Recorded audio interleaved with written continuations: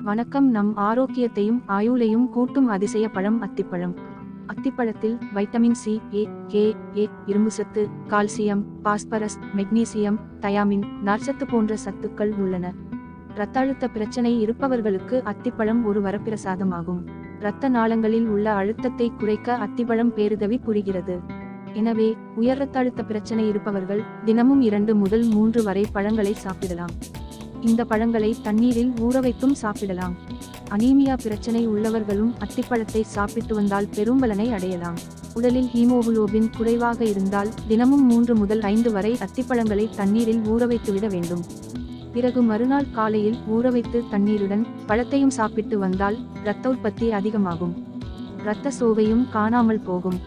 சர்க்கரை நோயாளிகளை பொறுத்தவரை சர்க்கரையின் அளவை கட்டுப்படுத்த உதவும் நார்ச்சத்து அத்திப்பழத்தில் உள்ளது. ஆனாலும் இந்த பழத்தில் அதிக இனிப்பு உள்ளது. அதனால் காய்ந்த பழத்தை நேரடியாக சாப்பிடுவதை தவிர்த்து பச்சையான அத்திக்காயை சாப்பிடலாம். அத்திக்காயில் பொரியல், கூட்டு போல சமைத்து சாப்பிட்டால் நார்ச்சத்து முழுமையாக கிடைக்கும். அத்துடன் இந்த நார்ச்சத்து இரத்தத்தில் உள்ள சர்க்கரையின் அளவையும் கட்டுக்குள் வைத்திருக்கும்.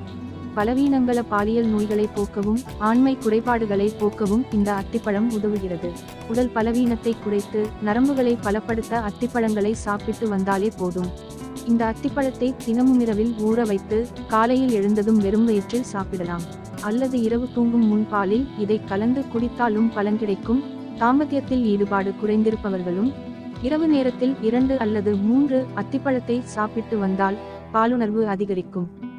இந்த பழத்தில் கலோரிகள் மிகவும் குறைவு, கொழுப்பும் மிகவும் குறைவு. அதனால்தான் உடல் எடையை குறைக்க நினைப்பவர்கள் அத்திப்பழத்தை தேர்வு செய்யலாம்.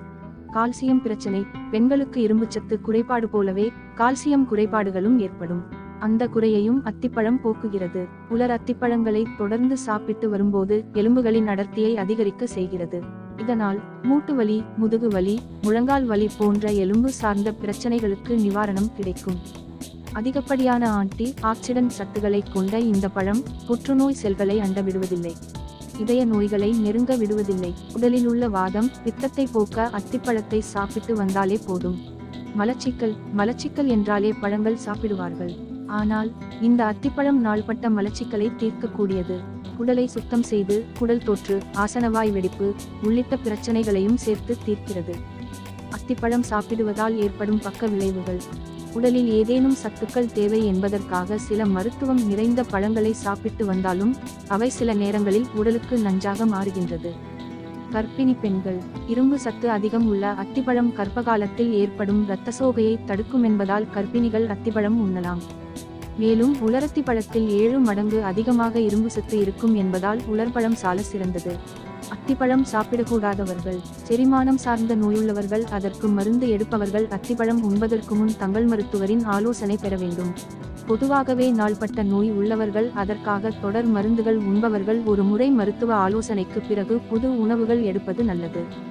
உலரத்திப்பழ தீமைகள். உலர் அத்திப்பழம் சர்க்கரை அதிகம் கொண்டதால் சர்க்கரை நோய் உள்ளவர்கள் அளவாக உலர் பழங்கள் எடுக்கவும் அல்லது உலர் பழங்கள் விடுத்து கனிந்த உலர வைக்காத பழங்களை உண்ணலாம். சர்க்கரை நோய் உள்ளவர்கள் மருத்துவ ஆலோசனைக்கு பிறகு அத்திப்பழம் சாப்பிடுவது நல்லது.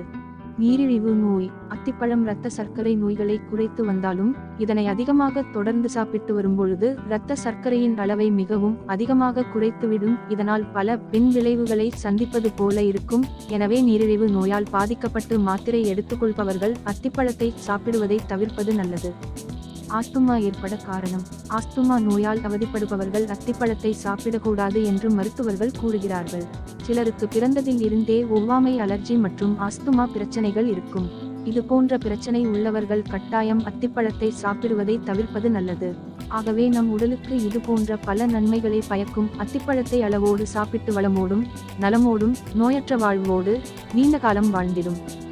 வேறு ஒரு நல்ல பதிவில் உங்களை மீண்டும் சந்திக்கும் வரை நன்றி, வணக்கம்.